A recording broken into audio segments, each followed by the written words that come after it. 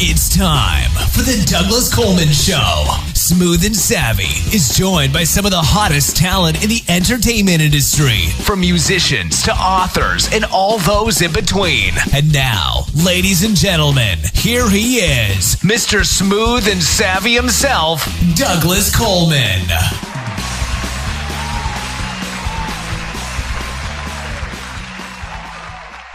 Hello. How are you? Welcome to the Douglas Coleman Show. It's me, Douglas Coleman. Nice to have you with us here today. If you've ever aspired to be a comedian, or if you just think you're funny and perhaps need a few extra tips on how to really polish up your act, my first guest is the man for you. He is a comedy coach, and he has been in the business for over 40 years. Working with such notable people as George Carlin, Jonathan Winters, amongst many, many others. His name is Neil Leiberman. He will be up first. He does his comedy coaching online. You send him your material, and he will critique you and tell you what you could do to improve your timing and technique, I suppose. My second guest is an actor, singer, songwriter, dancer, and now an author. She is currently touring in the Broadway musical The Book of Mormon, which is a very funny show. She was also in The Lion King. And she's got a new book out called Beautiful Carnage. Her name is Monica Patton, and she will be our second guest up. We've also got a song today coming through from Music X-Ray. The song is entitled I'm Yours, and it's by an artist named Christian Heath, who I believe is from South Africa, at least according to his profile on Music X-Ray, has the ZA as the country code. I believe that's South Africa. So, we will play the song first, and then straight into the interviews. Blinded by my passion, hidden from the truth, hope to find the answers, what it means to love you. No matter what the distance, we're galaxies apart. I'll follow you down every road till the depths of your heart. Till the sun breaks the horizon, we'll meet the door. I'm yours in the heat of the desert sun, yours till the battle has been won. I'm there from the start until it is over, till our love becomes a supernova.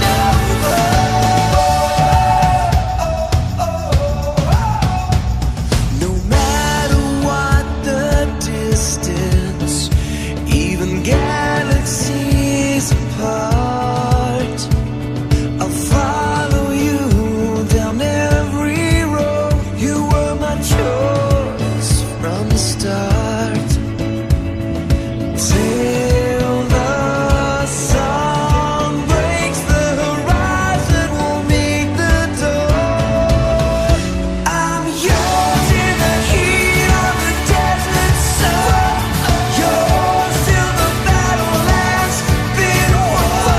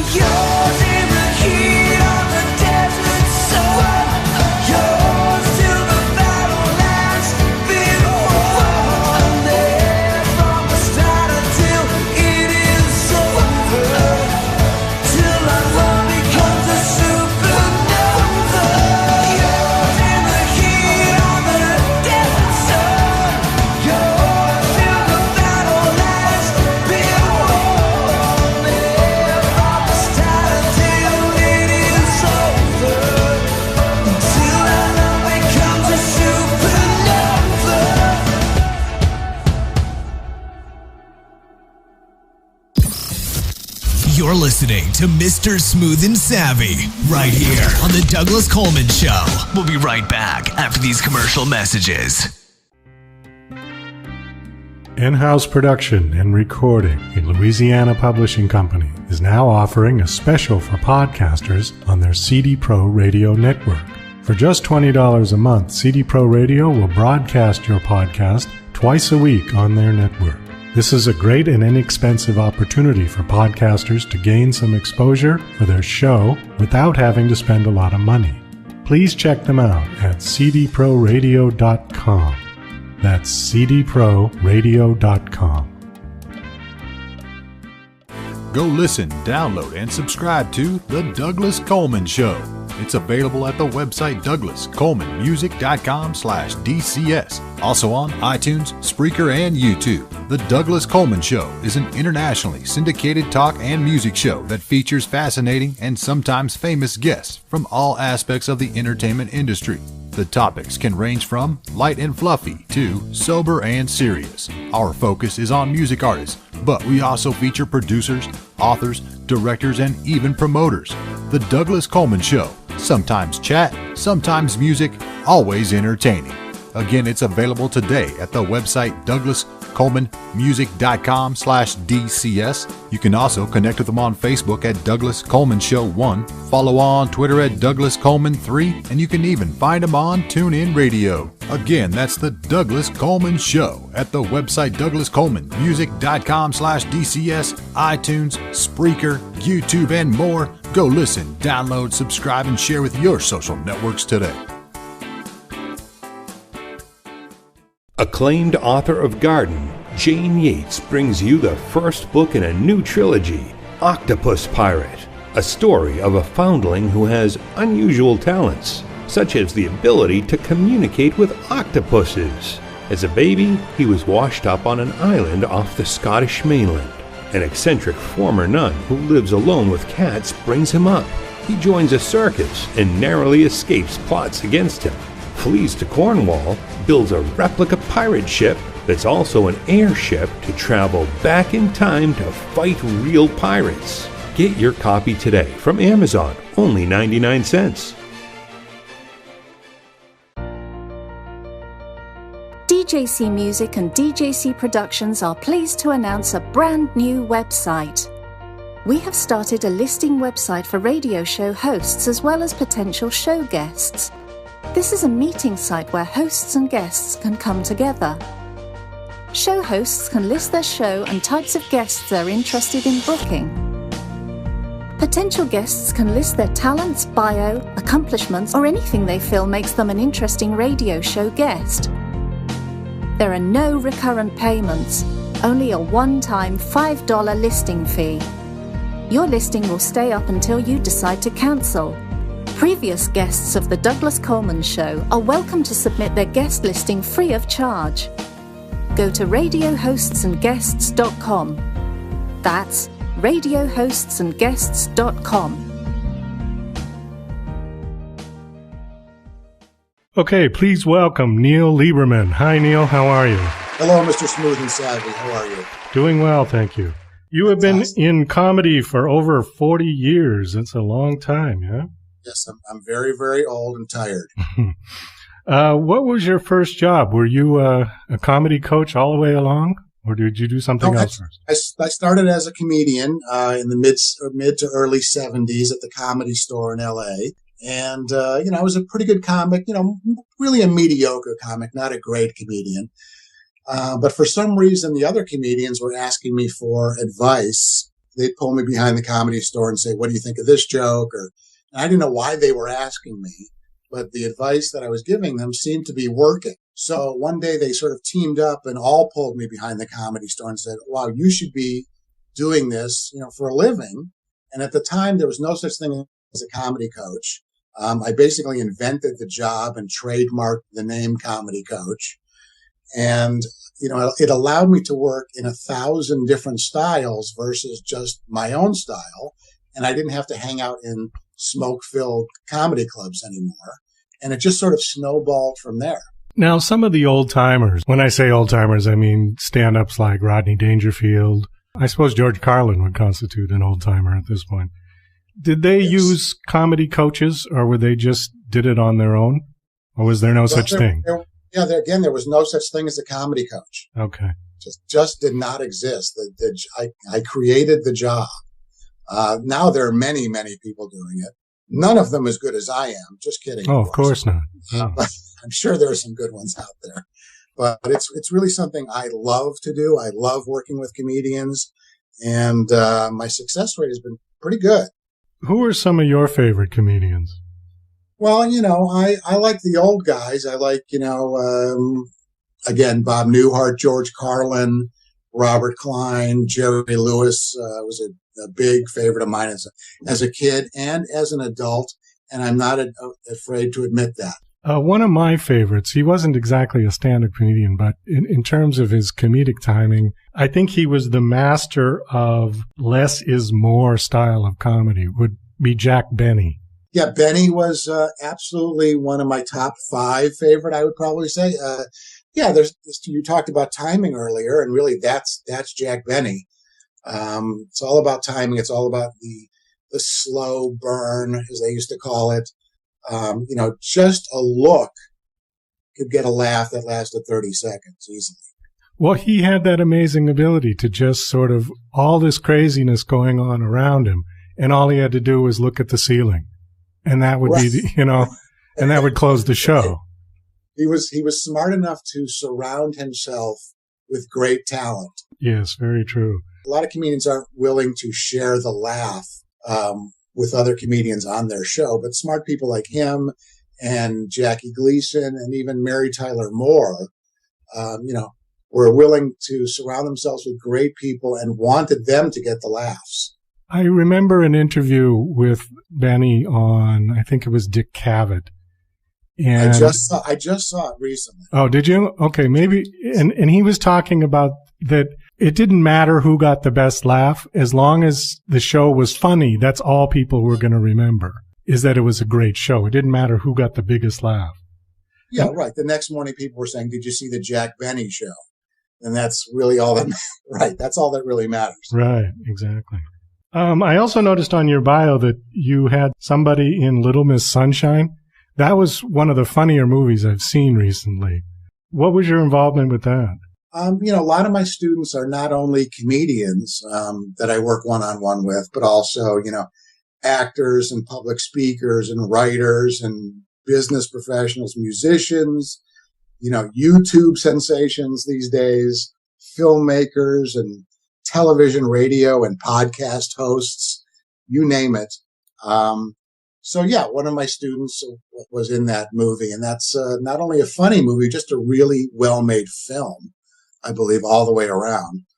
So, I try to prepare my students, even if their goal at first is stand-up, to be able to work in film or theater or other mediums. Well, yeah, that movie was tremendous. I mean, it was one of those movies that took you through the whole gamut of emotions. You laughed, you cried, you got angry, you did the whole thing.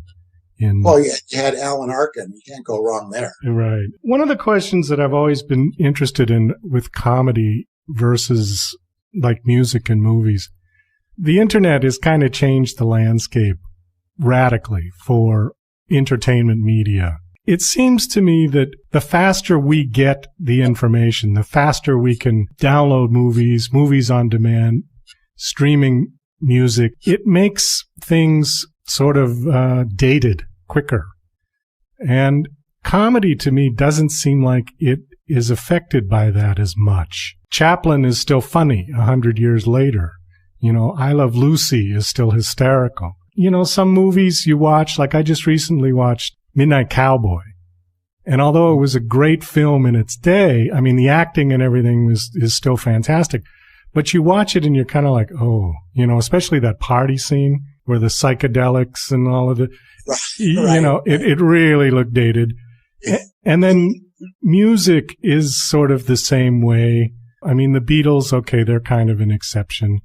But there's music from the 50s and 60s that you kind of listen to and go, wow, But comedy doesn't seem to do that as much. Do you agree? I I do agree. I think that, we're in a very disposable, the internet's a very disposable medium. But yeah, comedy, it's a boon to the comedy industry. The fact that things hold up forever.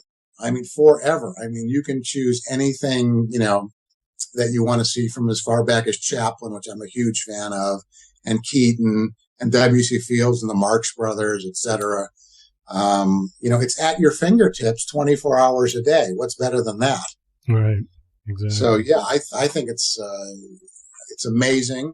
It's done amazing things, even just for my business as a comedy coach, in that, I can work with people, and I only work one-on-one with people, but I can do that with most of the students I work with live around the world. So they, we can Skype, any time of day or night. And this is, it's tremendous for me. And I just think for the comedy business in general. So most of your clients you do by Skype? Yeah, I would say I'm in the San Francisco Bay Area, and I would say about 10% of my students live here and 90% live around the world, anywhere they speak English. Give me an example of how you would coach somebody to be funnier. All right, I'll try. Again, it is one-on-one coaching, so it's very specific to who you are and what you need to work on. I rarely generalize about stand-up. The problem is that a lot of new comedians will read books on how to do stand-up comedy, and the books tend to generalize and give joke formulas which really aren't used anymore unless you're over 70 years old and playing the retirement home circuit. I feel it's a very specific art form. But the way I work it is, people will send me once a week everything they wrote that week. And it's my job to go through that and edit it, punch it up, and pull aside the good stuff. And after we have enough of that good stuff, we structure our first 5-minute routine, which is pretty much all they'll let you do at an open mic or a showcase in a comedy club. And once we get that 5 minutes and my student is totally comfortable with it and knows the act backwards and forwards, and we've rehearsed it a million times, then I will send them out to start performing it, but never before that. And once they go out and perform it, they're, of course, recording either audio or video each of their shows, and they're sending me those each week. We're seeing what's working, what isn't working, what we can change in either the writing or the performance. And in the meantime, we're working on the second 5 minutes. So we're always, when you see a comedian who does an hour on stage, they built that 5 minutes at a time. So that's sort of the process. It's sort of a writing, editing, structuring, memorization, rehearsal, performance process. So let's say that, I decided I wanted to be a stand-up comic. Okay, go ahead. Just decide it right now. Is it the same process as it's always been, or is it as DIY as anything else is on the internet now? In terms of you get gigs and you hope you get discovered. Yeah, well, you do get gigs and you hope to get discovered. But, with me, it's all about the preparation. Because there are certainly thousands of people out there doing open mics, working for free, and who are not prepared. They just go on stage, they grab the mic, and they hope they'll trip over a punchline at some point. But if you go to those open mics and you're fully prepared with a solid 5-minute set, and it's got a certain amount of laughs in it, and it's clean, and it's got mass audience appeal, and you present yourself as a professional, you're going to move up that comedy ladder a little bit faster than everyone else. So is like YouTube and some of the streaming, are those viable mediums for comics that are just starting out? Like get your video out on YouTube and hope it goes viral? Well, I think if you're just sort of an internet sensation and not a comedian, yeah, that can work for you. As a comedian, you don't really want to really be giving your jokes away, which you're doing by posting a YouTube video of your 5-minute routine. Every comic in the world is seeing that and maybe either gleaning or stealing blatantly. Oh, well, that's true. Yeah. That. So you've got to be really careful. When my students they post things on YouTube, they're usually sending a link to someone specific and only they can see it. Like if you want to send to a booking agent or a manager or whatever. But I would not post stuff, someone's routine on YouTube for everyone to see unless you're already a seasoned, fairly well-known comedian and your material is out there anyway. Well, it's a good point because I remember as a kid buying comedy records. I remember I had George Carlin. I had a couple of Bill Cosby records.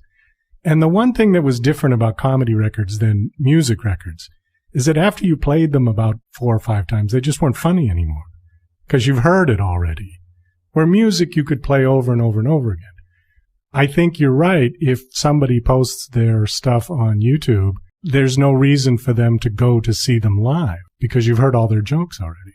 Well, I think what you're seeing is a sampling of their jokes.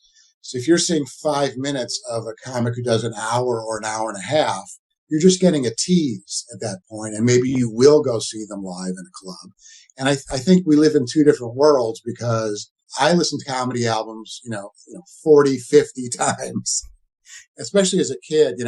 I was always memorizing them, and trying to emulate them. And everyone starts out their career as a comedian usually imitating another comedian until they find their own voice.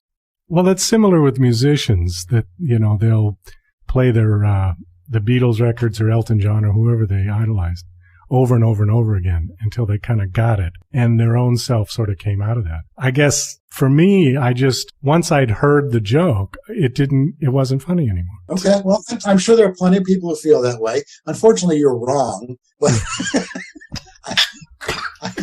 I can't get enough.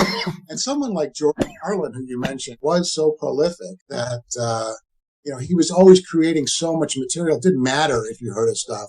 In 3 months, there was going to be another album. Well, I'm completely choked up now over that. That was very funny. Anyways, now you're also a writer, correct? Yeah, I write for comedians. I've written sold a couple screenplays. I've written for television, done some advertising, you name it.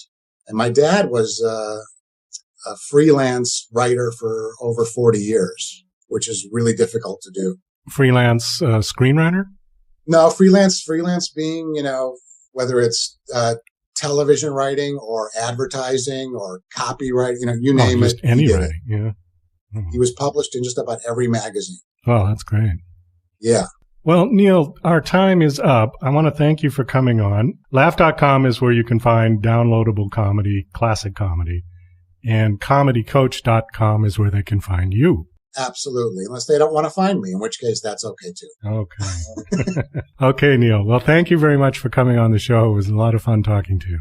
It's been a pleasure. Thanks a lot. And now... Hey, Rocky, watch me pull a rabbit out of my hat. Again? Nothing up my sleeve. Presto! Ooh, don't know my own strength. Now here's something we hope you'll really like. Okay, please welcome Monica Patton. Hi, Monica. How are you? Hey, hello, Doug. How are you? Oh, doing fine. Well, thank you for coming on the show. I was looking over your bio, and I think I need you to fill in some of it. It's very brief. Okay. It's good, but it's brief. So your background is you were raised in Ohio, right? I was raised in Ohio, and after college, because I was a ballet major. After college, I moved to Chicago for a year, interned with the Modern Dance Company, and then I moved to big old New York City, and that has been like my residence since then. And I am a musical theater performer, so I sing and dance for a living as well as write. Oh, that's fantastic. Now, when you moved to New York City, were you the sort of quintessential starving artist, or were you funded when you went there? No, I went there having already did the whole starving artist in Chicago as a concert dance performer. When I heard that in New York that dancers could actually make a living and eat. I think I was 103 pounds soaking wet, and I was hungry all the time. And, quoting chorus line, tits and ass, you know. So I was like, great, I can have hips and eat and make a living and be a musical theater dancer. So that's why I moved to New York. Okay, so you were kind of already established when you went to New York. I was. I was still bright-eyed. I still had the sheen of Ohio on me, but I had been a little bit informed by then. My year in Chicago was a bit of a university as well. So. Well, that's kind of the classic story, you know, of people when they move to New York, especially when they're young. I did the same thing. I moved to New York when I was 18 years old. Woo! So you know. Yeah, and I was studying acting, but my real passion was music. So when I hooked up with a band, you know, I met people and then got involved with a band. I quit the acting school, which I don't know if that was such a good idea or not, but, you know, and then the story goes on, blah, blah, blah. It was definitely the best and the worst time in my life. Yeah. You know, all at the same time. It really, I mean, especially those are, you know, you're still your formative years. And I know that New York can make or break you, but it's really true. If you can make it there, you can make it anywhere. So. Oh, yeah, I absolutely believe that. I mean, this was back in the early 80s. Oh, that was an exciting time. Yeah. New York City wasn't quite as lovely as it is now. No, not as clean, but you were on the cutting edge of art and theater. Well, that's true. I mean, there was a lot going on. There certainly was a lot happening in the city at that time. I suppose, tragically, though, I got there right as the AIDS started to happen. And in the arts, you know, that was a major problem. It really did. Yeah. A lot of talent was snuffed out too early. Yeah, that was a real drag. And, you know, nobody knew what it was. People were just dropping dead. And it really was scary. Anyways, let's move on to something more more light and fluffy than that. Kittens. Kittens. Yeah, let's talk about kittens. Now, you were in the play, The Book of Mormon. Is that correct? Yes, I am in The Book of Mormon. Oh, you're still doing it, right? Yes, hence why I'm in Chicago at the Private Bank Theater. Shout out to The Book of Mormon. Oh, okay.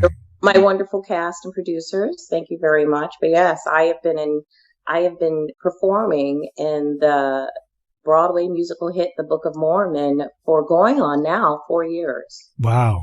Wow, that's tremendous. Yeah. Tell me about the story, because I haven't really read what it was about.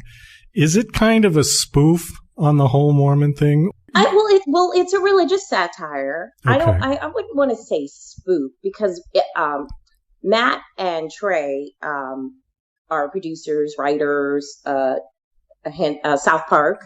Oh, right, yeah. They really have a lot of reverence for the religion, in a sense that they really put a lot of thought. They did their homework. I mean, this is something that's been rattling around their mind for a long time. So it is. I mean, it's quite informed. It's really, I really wouldn't even say we're using the religion as a vehicle, but it's really more about, like, because the show has so much heart. I mean, because literally the Mormons go into Uganda as a premise in order to convert, but they come convert it themselves. You know what I mean? It's just really about people kind of finding people and being changed from the experience. And it's done with a lot of, you know, jokes and laughter. And, but I think usually everyone that walks away from it really enjoys themselves. They take away the message of it, really the message of community. And sometimes even when you don't understand a lot of things, knowing that you have this community around you makes up for a lot of life's unknown, you know, because that's really what religion is. It's just like people needing to be with people. Yeah, that's one aspect of it. I mean, religion is a deep subject that I tend not to like to go into on the show. Well, of course. But, yeah, I mean, well, it could go many ways. It can go many ways. But the show touts the positive aspects of it. So it's really a romp. It's very funny. I like that premise. You're telling me the story about they go to Uganda and then they get converted. You know, that's great. Just that line would make me want to go see it. Oh, you should. Yeah. You definitely should. definitely. And, we can make that happen, Douglas. Are you coming to Las Vegas? Oh, we were in Las Vegas. Oh. Yeah, we came through Las Vegas twice already. Oh, okay. Yeah. Well, the next time you come through, or if I get to Chicago, I will reach out. Just not in the winter. I can't stand the cold anymore. I'm originally from Boston, and I moved to Las Vegas, and I just can't deal with the cold anymore, and Chicago's worse. I mean, Chicago is much colder than Boston. Yeah. Do you miss that east edge though? Yes. It was funny because I was talking about this with somebody else who was on the show, and I said, I love the weather in Vegas, and I like that it's cheap. It's for a major city in the United States. It's one of the cheaper ones. I mean, the tax rate is low. There's no income tax, state income tax, and you can eat for almost nothing if you go to the buffets. So I love that aspect of it, but it lacks community. It lacks that sense of, if you're from New York or you're from Boston, you're a Bostonian, you're a New Yorker. And there is a Bostonian. Right. I hear ya. And there's a sense of community that just isn't there. It's not in Las Vegas. It's definitely not in LA. God, no. I love LA, but they can drive me crazy.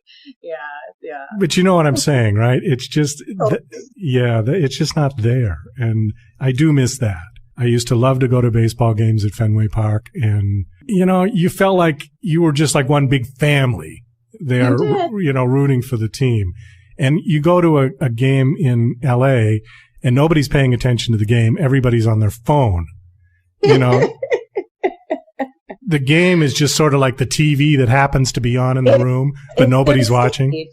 The game is their stage, it's their backdrop. It's a backdrop. Yeah. It's atmosphere. That's all it is, really. Anyways, so I do kind of miss that, but I think I'll trade that community for the lack of 6 feet of snow in the winter. I'm getting there. Slowly but surely. You might see me soon. So your home base is New York? Yep, that's where you live. New York. Okay. And then the show is traveling around. So you're in Chicago now. And where do you go from Chicago? We go to Vancouver. Oh, Vancouver, cool. Canada, yeah. Really excited. It's very beautiful. How long do you stay in one city in one engagement? Well, it varies. It varies because, because our stay here is almost, it's pretty much 2 months that we'll be here. When we first started in Chicago, we sat here for 10 months. And then we were in California for like 6 months. So it varies. And like we're in Vancouver for 2 weeks, but then we hit like Edmonton and Calgary when we go week to week. But then we'll hit like certain places where we're going to be for like 7 weeks and 10 weeks. So it varies. We're now starting to get back into our longer stays. There are certain cities that the show has done so well that we can sit, like we've gone to Minneapolis 3 times already, and we're usually there 3 weeks to 4 weeks. It's just, there's certain cities that just love the Book of Mormon. We're very blessed that we have loyal fans that see us repeatedly. So very blessed and very humble. Now, how many nights a week do you do the performance? We do 8 shows a week, 6 days a week. So I have 1 day off, which is Monday. But if I'm not in rehearsal, then my days are free. On the weekends, I do 2 shows, matinee and a night performance on Saturday and Sunday. But again, if I'm not called into rehearsal, then I have my days free. And that's when I'm normally, being a mother and a writer. I want to ask you something about acting and actors, and then we can get to your book that you just wrote. Because I've always been curious about this. Theater actors, it's a totally different, I hate to use the word ball game, but it's a totally different situation than a movie actor or even a television actor, because you're there, you're live. If you screw up, you got to cover and just keep going, right? You don't stop and retake. Okay. We don't have a different take. We can't recut, reshoot. Right. You just keep going. Whatever happens, you just keep going. Yeah. And that's when your improv skills come into play. Oh, certainly. But my question is, how do you, because you're doing the same show day after day after day after day, how do you keep it fresh for yourself? I mean, how do you keep from getting so bored with it because you're doing the same thing over and over and over again? Well, to be honest, for me personally, it's two ways that I keep it fresh. Number one, I always remember in the audience that this is their first time seeing it. Most of them, this is their first time seeing it. You know, some of those tickets can run up to like $250, sure, you know? Yeah. So I'm thinking about, thank you for saving up to take yourself, your date, your whole family. I'm going to give you the best show that I can give. Sorry, three things. Number two, the writing is just ridiculous. This show is just so good all around. Is that I look back on when I first started and some of the things that I've crafted, and one of the lines in the show I say is that Salt Lake City is not a real place. You know, it's a metaphor, and it's important because this whole time you're thinking, oh, are these Ugandans that naive? And they're like, no, we're just, this is a break from our life. We're just going on with this ride and we're experiencing the joy with it. But we know there's no existent, this like, you know, serendipitous. So, you know, so that line, I remember, Trey saying, Monica, you really have to land this line because it's very important. And I just remember, and I'm just from there's so many ways that I can land it and get the laugh that he wants. But it's like, it's me. But in order to discover that, I have to be engaged every time, because I can tell by the middle of the show what sort of audience we have. So then I know what sort of approach I'm going to take to it, because literally it's different from like, oh, on Sunday, I feel like they're the bravest people to see the show because there's profanity in it, and you know, but it's all in regards to the story. But on Sunday, people are there coming from after church, so they're a little bit like, sometimes they're sitting there saying, okay, God, forgive me for being here, you know, whatever. You know, so I'm always like, you were brave. You're brave. You saw the show, you saw the heart of it, and you came out a different person, you know, but sometimes you've got to do a little coaxing to get them to laugh on that Sunday matinee just after them coming out of church. You know what I mean? It's like a different approach. And then lastly, my life outside of the theater is so full that coming to work is a blessing. It is my respite. Sometimes when I am writing, I am taking, you know, because I'm a mother of a tween, so I'm, you know, schooling her, taking her to her swim classes. I'm running around trying to find time to go to the bookstore, to cafe to write. When I get to work, I'm like, yay, I have 3 hours on that stage to pretend to be someone else. So yeah, that's how I keep it fresh. Oh, well, that's great. You go to work to relax. That's wonderful. I do. Oh, if we could only have those kind of jobs, you know, for everyone else. I was going to ask you, what character do you play in the show? Well, I am I'm a featured ensemble player. So the first character I play is Mrs. Brown when she comes to the airport, and I do a spoof off of The Lion King. I'm dressed up as Rafiki. And then I play Kimbe, which is my Ugandan character. And I also play Lieutenant Ahura in one segment of the show. I pretty much, I do about like 4 or 5 costume changes. Oh, wow. So, okay. Yeah. So it keeps me busy. Tell us about your book. I love the title, Beautiful Carnage. Oh, thank you. I didn't know what to make of the title. I didn't read the preview of the book, so I have no idea what it's about. Beautiful Carnage is pretty much, it's about a young female's assassin, violent coming of age almost. So my heroine, Philemon Doucette, she's a beautiful empty killing machine, fractured from systematic abuse. From the age of 6, she's been programmed to be a killer. And so 16 years later, it is her biggest mission to date. But she's grappling with, so she's fractured in these pieces. Basically, she has a dissociative identity disorder in order for her to deal with this conditioning that, this brainwashing and conditioning since the age of 6. And so she's now 22, and it's just on the eve of her biggest mission. But there's emotions. She's struggling with her programming and wanting to be free and live a normal life, but she doesn't know what a normal life is because she is an assassin, and she's struggling with love, how to find love, all while in the middle of this mission.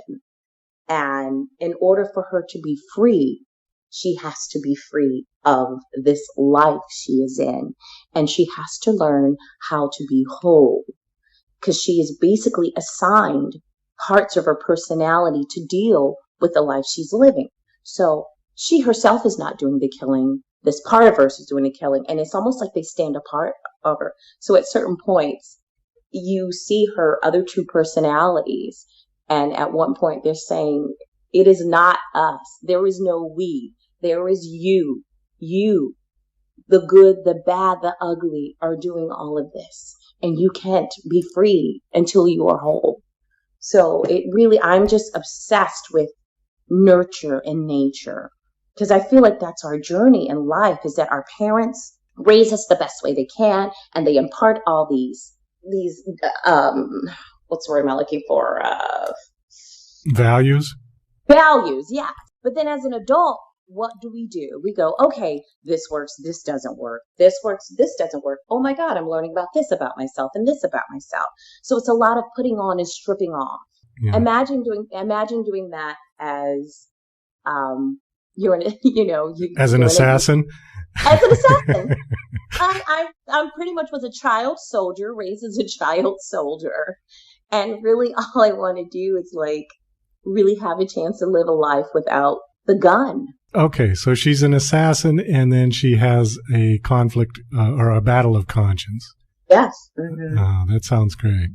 Mid-mission, in the mission, so. Mid-mission, oh, fantastic. And it's the two locales is, Louisiana, her mission is in Japan, and it has to do with, the CIA and the Yakuza, and so all of this happening amongst this gritty underworld. And of course it is a steamy psychological thriller, because when you are an assassin, you have your weapons. Everything is a weapon, even sex. So there's of course sex involved. Well, there has to be. I mean, especially if it's going to be turned into a film, Exactly. So yeah, guns, sex, and exotic locales. That's what you're going to get. Well, it sounds like it's got all the right ingredients for a film. And I know this is going to sound very stock, like a very stock question, but if it were to be turned into a film, who would you want to play the lead? I actually really thought about this, because I was thinking about, for Philemon, she would be great, because her handler is, I have to have when I wrote her CIA handler, I wrote it in the mind of Beau Bridges. You know what I mean? So and so there are certain characters and head of the Yakuza, Ken Watanabe. But for Philemon, I would either be an unknown, or it would be it would have to be an unknown. I really want that part to really kind of put a young actress on her way. Okay. Well, you know what? I'm not saying it sounds like this movie, but the movie Salt with Angelina Jolie? I mean, she seems to be an obvious, if you were going to pick a huge name, an A-list actor. She could do that part, I think. She would, but it needs to be, but the character is 22. So that's what I'm saying. It would be someone young and unknown, because literally she is even though the one thing about her personality is formed is her ability to kill, everything else is still forming. What about Khloe Kardashian? No. That was a joke, by the way. You just went so silent. I was like, oh my God, she didn't get the joke. I know. I'm like, yeah, no. No. Absolutely not. No offense to Chloe. I'm sure she's great. Let's get some wine together, Chloe. Yeah, like I have to go kill somebody now. Yeah. I'm sorry, I have to go get some wine, but first let me film this. Yeah, okay. Okay, how long has the book been out, by the way? It'll be 6 months on the 22nd of this month. And how's it doing? It's doing fairly well. It's doing fairly well. It's growing little by little. I'm catching fire, as I say. It's catching fire. I have, of course, enlisted the help of a publicist, and I'm using all of my techniques as an actress, and I'm pretty much kind of going about it in a sense of how I was growing my career as an actress. And I'm also a script, because I'm also a script writer, so I'm also involved. I've submitted it to a lot of contests, and I'm also I wrote a musical that are in talks with a couple of theaters. So I'm all around building my brand as a writer. And on my second novel, not in the series, but a different series that I'm working on about a clan of shapeshifters. A clan of what? Shapeshifters, skinwalkers. Native American lore call them skinwalkers, but they're shapeshifters. Oh, okay. All right. Yeah, so the book is called The Skinwalker's Daughter. But yeah, so I'm just, the platform is growing. I'm very blessed to be a part of a very high profile show, so that helps me. I have a lot of people that come to the show, fans that are now buying the book. Oh, that's great. It's listed on my bio. So it's helping. It's growing every day, more and more self. Did you self-publish the book and then get a publicist, or did you do it the old-fashioned way and submit the book to be published? You know what? I did it. I started off with submitting the book, and I actually got like a couple of agents requesting to read it and like, hey, go do some changes or whatever. And I remember I went to a book conference in Southern California right before I launched, and I was grappling with, because it usually takes about 5 to 7 years to get your book picked up and published, because it's a long game, and I get it. It's a long game. And also, I was coming up against, not saying no's or anything, but it was like I was crossing genres. An erotic thriller. Thriller writers are predominantly men, and I was actually throwing in sex. So I was getting like, okay, can you calm down on the sex? I'm like, okay, I can do that. Make it 70% thriller, which is what it resulted in. And okay, can we do this? Okay, I'll see you at the next conference. And it's a lot of back and forth. But the last conference I was at, they were like, you have this platform. You actually, writing is very solitary, but you already are out there as an actress, and you can use that. You can use the same techniques, and you can use this platform. And normally I wouldn't advise you to do it, but they were like, I kind of got like I think you're ready. So that's why I decided to go forth and self-publish. Well, I think that as an actor, you could probably do your own audiobook as well. Exactly. If you were going to do that. Because a lot of times people they're not recommended to do their own audiobook simply because writers typically don't have speaking ability that a professional actor would have. But I think in your case, and that would actually be a good selling point, that you did your own audiobook. I know somebody else who did that. She was on the show a month or two ago. Her name's Catherine Lee Scott. I don't know if you know who she is. She was one of the original stars of the old Dark Shadows TV series. Oh, yeah. Okay. You remember that show? Yeah. And she was on, and she wrote a book about her husband's affliction, which he died of. And she did her own audiobook. And I thought, wow, that's really cool, because it's not usual. Like I said, I was towing with the, and I'm not saying like and I also was looking at a lot of authors who are what they say hybrid, that they've been traditionally published and self-published, and so I'm looking at I'm flirting with that with the next book. But I realize that even people that are traditionally published, they still have to do a lot of their own platform. They still have to do a lot of their own social media marketing and everything. And working with my publicist now, he says he was just surprised at how much I had done on my own. But that's like, actors do that. You have to have you have to have your website. You have to have your business cards. You have to be on social media out there. This is a show I'm doing. You always have to be touting the next show. What are you doing? I mean, even when we're in a show, we're always doing interviews. So like, this is still something new for like authors to get out there. I think probably the person who's the best at doing this is James Patterson. He's like P.T. Barnum out there doing commercials now for the bookshop. So it just cracks me up. But like, you have to do that now. You just can't be behind, the computer or the typewriter. You have to be a showman. I did want to ask you one thing, and then we're going to have to end this interview, unfortunately. But I wanted to ask you about Trey Parker and Matt Stone. Right. Sorry, I forgot his last name. Are they as crazy in person, or are they really subdued in real life? The reason I say that is because people who have those incredible minds to create stuff like South Park and Book of Mormon can tend to be, just from my own personal experience, can tend to be really sort of stiff in person. I wouldn't call them stiff. I wouldn't call them stiff at all. But what I would say to them is that they're serious about their business. Okay. Like, when you come, when they were there in the beginning all the time, you came to work and they were fun. They were generous. They were always like, hey, drinks after the show. We're having a party. But when you were at work, you worked. So I'm not going to say they were taskmasters, but they were really serious about their craft and their show.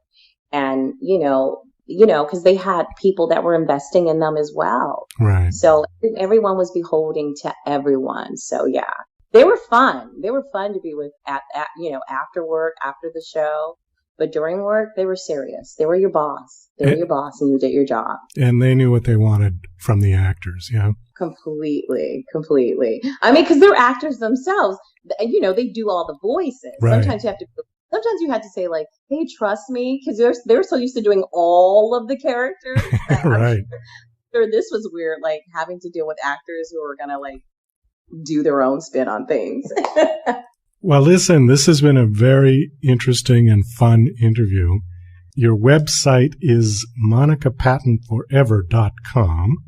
Yes. Does that have all the information for when you're going to be? All the information for, the book, Beautiful Carnage, my single, Beautiful Carnage. Yes, I wrote a theme song for my book. All my new material that I'm working on, everything, Beautiful Carnage is available, of course, on Amazon worldwide. It's available in 13 countries right now. Also available on Barnes & Noble, Kobo, just anywhere that ebooks are sold, as well as, again, Beautiful Carnage book and single. And all that is available on my website as well. Oh, fantastic. Okay, well, you just mentioned that you had a single for this book, which I think is a first for me. I don't think I've ever had an author come with a song. So tell us just a little bit about the song, and then we'll listen to it. Yeah, well, the song is called Beautiful Carnage, as the book, Beautiful Carnage. And when I wrote it, I was thinking of getting into the voice of the main character, Philemon Doucette, and her struggles with trying to do the right thing and become the person that she wants to be. So it really is, it's really a song about her struggles and her struggling with her programming. One of the lyrics is, don't let me get all crazy, because she's in fear of losing her mind, of losing herself. Through this darkness, every time she pulls that trigger, she loses a little bit of herself. So yeah, I wrote a theme song to go with the book. Because, I guess in the back of my mind, I do envision it as a movie. Well, there you go. You've got the theme song already. Are you singing it? Yes, I am. I'm singing on it. So you wrote the song, you singing the song. I wrote the song and I sing. Yeah. It's a pop, like a dance tune, a little homage to like EDM, dance pop. And because I grew up in, dancing in Chicago, New York, and, a little bit of that deep house feel to it. Okay. Well, thank you very much for coming on the show. We'll just go out with your song. How's that? I would be honored. Thank you so much. Okay. Well, this is Monica Patton, and the song and the book is called Beautiful Carnage.